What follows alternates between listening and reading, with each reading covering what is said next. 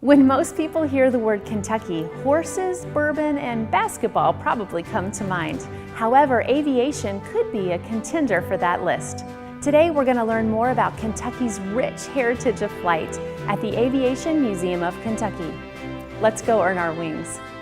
The Aviation Museum of Kentucky, which opened to the public in 1995, is located at the Bluegrass Airport in Lexington, Kentucky, and has 25,000 square feet of indoor exhibit areas, as well as an expansive outside exhibit area.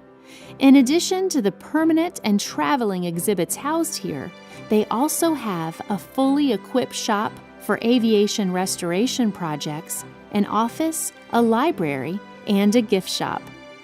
Former hotel management veteran and past Kentucky Parks Commissioner Jerry Vandermeer was named the new president of the Aviation Museum in the summer of 2012.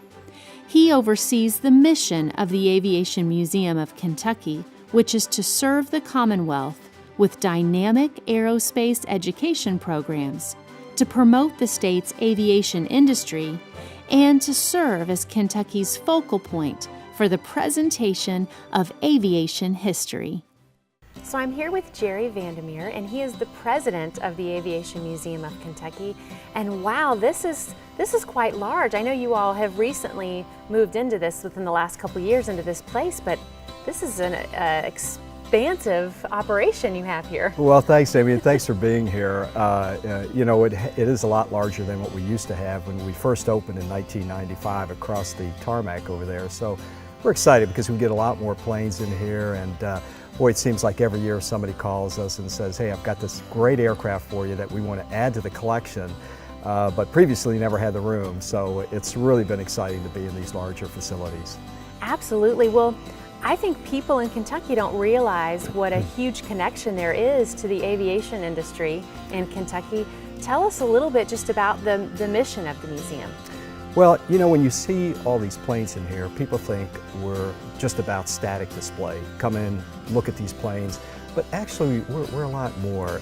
History is important, the preservation of these aircraft, the restoration of these aircraft, and before I forget, we have many, many volunteers, former military personnel, Navy, Army, Air Force, that all contribute countless hours towards keeping this museum up and keeping these aircraft up. And so what's really neat though is I think our education element, that's probably one of the most important parts of what we do here. We want youth particularly to see these planes and dream and be inspired about what they possibly could do in aviation. Well, sure, and that's part of how you do that is with these summer camps. I keep hearing so much about them. Right, summer camps has been great. They get a chance to actually learn all the principles of flight. They get to learn instrumentation, and actually the second day they're in a plane sitting next to the pilot, and at one point the pilot says, Amy, I think you can take control of this plane. They actually let them control that plane for a little bit. So that's really a highlight of it, to just be able to be in a plane and be able to do that. It's not a long flight, but it's something that, again, kids are flying before they're behind the wheel of a car. That's amazing. Well, and you have flight simulators. I know you have kind of two variations on that. Tell me a little bit about that. Yeah, we've got a couple of them here in the hangar, and it's kind of fun for them to get a feel, but we have a simulator, actually the same kind that a pilot would use. So it's all by computers, and of course kids are so bright these days and so at ease with computers, so they get behind that simulator. Of course, the one thing that our instructors are sure to tell them is say, now this is not like your computer game at home where you want to crash. Right. You want to make sure you stay on course. So sure. We've got some really great instructors that help with that program. Well, and you have one that kind of goes up and down, and they get to also feel the sensations, right? That is correct, and so that's kind of neat to watch that. It gives them a little feel for it. It's not the same as you would be in a plane, but it gives them that feel, especially young people. You don't want it to be too radical for them or too difficult. Sure. But they sure enjoy that. And of course, we have other planes here where we want kids to sit in a Kiowa helicopter or to sit in our Cessna and turn the controls and see how an aileron turns, and gives them the feel of, oh, that's what I'm doing when that turns that aileron. So it's really neat to watch these kids.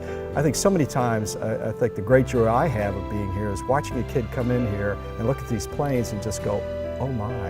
And so it just captures them right away. It's really great to see. I'm excited to take a tour and learn some more. Well, let's do that. Okay. Great. Thanks, Amy. When you visit the Aviation Museum of Kentucky, you will see a multitude of historic aircraft, ranging from restored vintage barnstormers to warbirds. The museum has an excellent permanent exhibit, which will give you a closer look at a replica of the 1908 Matthew Sellers quadruplane, a T-38 and Thunderbird markings, an A-4 and Blue Angel markings, and an F-14 Tomcat, plus the only Crossley in existence. Make sure and check out the Piper L-4 Grasshopper used in World War II, a Nimbus 2 sailplane, and the RF-101 Voodoo, the world's first supersonic photo reconnaissance airplane. They also have an AH-1 Cobra attack helicopter that was used in Vietnam. This museum proudly showcases the diversity in aviation, with popular exhibits devoted to the women of aviation and the Kentucky natives of the African-American Tuskegee Airmen. Well, here we are in the Women in Aviation kind of exhibit. Tell me a little bit about this. Well, you know, aviation has been around for a long time, and women have played a critical role from early on. Amelia Earhart, everybody knows about her, but a lot of people don't know about Kentuckians that have played a role in aviation, like Willa Beatrice Brown Chappell, first African-American woman to get her pilot's license in the United States in 1937, and she went on to be critical in the training of the Tuskegee Airmen during World War II. Wow. And then also during World War II, Meredith Edith Engel, who's from Lexington, Kentucky, flew B-29 Super Fortresses and brought those airplanes to the combat areas. Of course, at that time, women couldn't fly in combat, but what a great pilot she was in her day. And then fast forward here to Lieutenant Jennifer DeLuca. And since we had so many girls in our summer camp, we asked for a female pilot, and there came 5'2" naval graduate Jennifer DeLuca and our weapons officer Ashley Waddle, two really bright young people. And of course what's great is then girls look at that saying, wow, I could do that someday. Right. So we've had a lot of women in aviation have done things, and of course Rosie the Riveter, like many states, yeah, that's right, you've got the pose there. Women during the World War II effort worked extremely hard in our factories and our plants, providing the munitions and all the aircraft that were built during the war. And she's from Elizabethtown, Kentucky. So we wow, again, I didn't know we got to claim her. That's right, That's great. we do. Many states, like some states try to climb Lincoln. Right. You know what? Rosie's from Elizabethtown. We That's know that wonderful. for a fact. You mentioned the Tuskegee Airmen, and I know you've got quite an exhibit on that as well. We do, Amy. Let's go take a look at that. And of course, they played a critical role in World War II.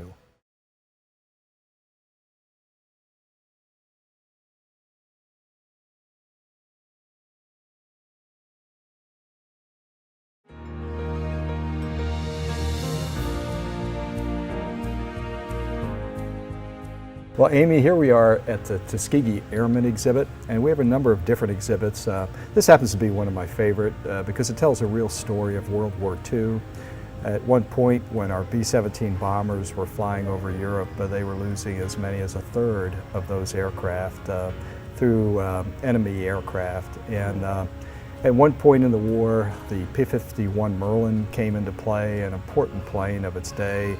And they were flown by the African-American Tuskegee Airmen of that day, trained by Willa Chappell Brown, a Kentuckian from Glasgow, Kentucky.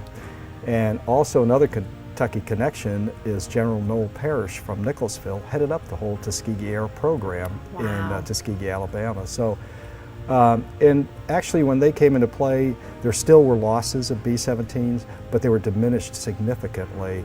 It was a very difficult time in the war, and we were fortunate to have the Tuskegee Airmen and the P-51 match up together as a wonderful combination. It helped us win the war in Europe.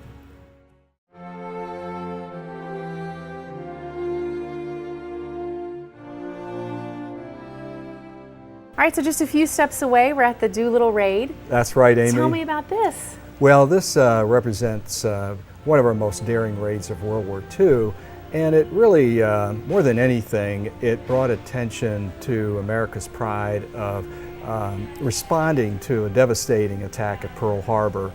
So 4 months after Pearl Harbor, the Hornet ship, the USS Hornet, was traveling in the Pacific to Japan, and their mission was to bomb munition plants, utility plants, and factories in Japan to send a message that we were here, and that it really was a daring raid in many ways because they'd never flown medium bombers off of an aircraft carrier. This was pretty secretive, and they did get spotted about 600 miles out from Japan and had to take off early.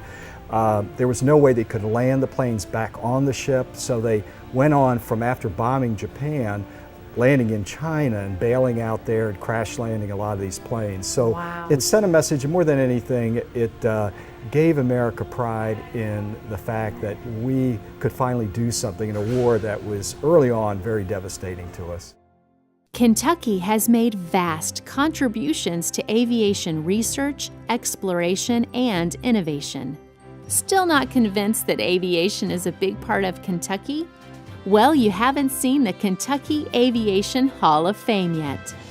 It was chartered by the Commonwealth Legislature as Kentucky's official Aviation Hall of Fame and was established to recognize and enshrine those Kentuckians who have made significant contributions to the fields of aviation and aerospace. 45 Kentuckians have been honored to date, with more nominees introduced every year. Today, we also get to talk with a museum volunteer who just so happens to have experience flying some of these planes. I'm here with Bob Moeller, and you are a volunteer here, one of the many volunteers with a rich history of aviation. I mean, you have flown, just a few planes in your lifetime. Started when I was 8 years old.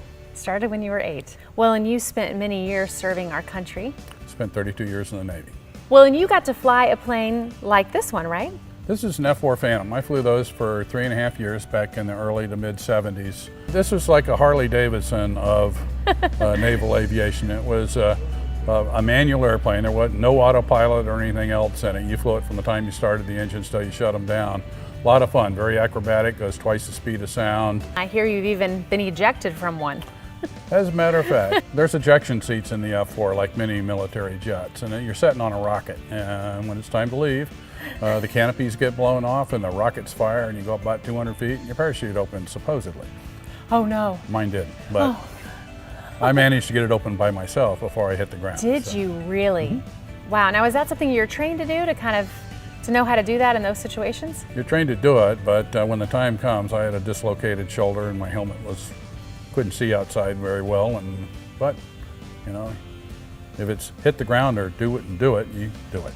By the grace of God, you're still here. I am. Well, thank you so much, not only for your service to our country, but also for taking the time to talk to us about this. And you could do tours here, so this is kind of part of what you do.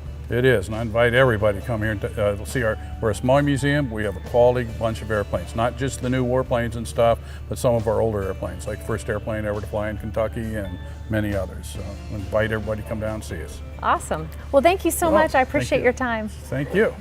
The Aviation Museum of Kentucky has welcomed guests from all 50 states and from more than 80 foreign countries. It is considered an ambassador of Kentucky aviation. Come and earn your own wings and see for yourself why the sky's the limit for this Kentucky treasure.